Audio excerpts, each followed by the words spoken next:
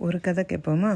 ஒரு காட்டில் ஒரு பூனையும் ஒரு எலியும் ஃப்ரெண்டாக இருந்தாங்களாம்.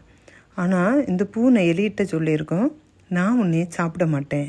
இந்த எலி சொல்லும், நான் உன்னைய டிஸ்டர்ப் பண்ண மாட்டேன், நம்ம 2 பேரும் ஃப்ரெண்டு, ஆனால் எந்த சூழ்நிலையிலும் நீ என்னைய சாப்பிடக்கூடாது அப்படின்னு சொல்லியிருக்கோம். 2 பேருக்கு அந்த அக்ரிமெண்ட்லேயே அவங்க 2 பேரும் ஃப்ரெண்டாகவே இருப்பாங்க.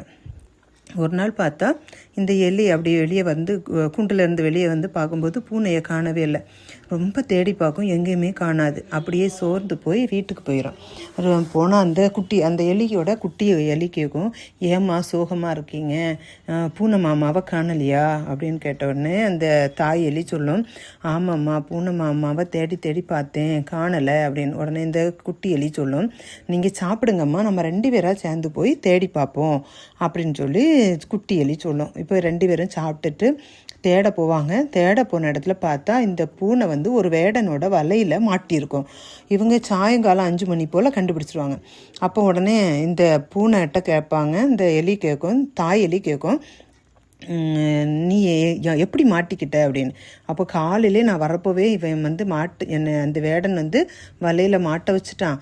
இப்போ என்ன பண்ணேன்னு தெரில, காலையிலேருந்தே பசியாக இருக்கேன், தயவு செய்து என்னை கடகடன்ட்டு என்ன பண்ணிடுங்க, இந்த வலையிலேருந்து எடுத்து விட்ருங்க அப்படின்னு. உடனே இந்த குட்டி எலி சொல்லும், ஆமாம்மா மாமா ரொம்ப கஷ்டப்படுறாங்க, நம்ம சீக்கிரம் பண்ணிடுவோம் அப்படின்னு சொல்லிட்டு இந்த குட்டி எலி சீக்கிரமாக அந்த வலையை அறுக்க போனோடனே அந்த அம்மா எலி சொல்லும், நீ அமைதியாக இரு அப்படின்னு சொல்லிட்டு இந்த அம்மா எலி என்ன பண்ணும், கொஞ்சம் கொஞ்சமாக அறுக்க ஆரம்பிக்கும் அந்த வலையை. அப்போ 6 மணி ஆகும்போது அந்த வேடன் வந்து என்ன பண்ணுவாங்கன்னா இந்த பூனையை எடுக்கிறதுக்காக வருவாங்க.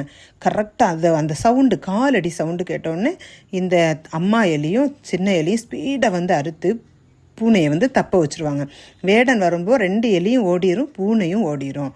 அப்படின்னு உடனே வந்து இந்த குட்டி எலி இந்த பொந்துக்குள்ளே வந்த உடனே அந்த அம்மா எலிகிட்ட கேட்கும், ஏம்மா நீ வந்து கடன்னு பூனை மாமாவை அந்த கட்டில் இருந்து வெளியே விட வேண்டியது தானே, ஆனால் நீங்கள் ஏன் இவ்வளோ நேரம் பண்ணீங்க அப்படின்னு. உடனே தான் அந்த அம்மா எலி சொல்லும், அக்ரிமெண்ட்டு எனக்கும் அவனுக்கும் மட்டும்தான், என்னையே தான் சாப்பிடக்கூடாதுன்னு சொல்லியிருக்கிறேன், ஆனால் உன்னையே நான் சொல்லலை, நீ வந்து குழுன்னு இருக்கிற, ஒருவேளை அந்த இடத்துல நான் உடனே அவசரமாக அவனை எழுப்பி விட்டுருந்தா அவன் உன்னையே கடிச்சு சாப்பிட்ருப்பான் அப்படின்னு சொல்லுவாங்க.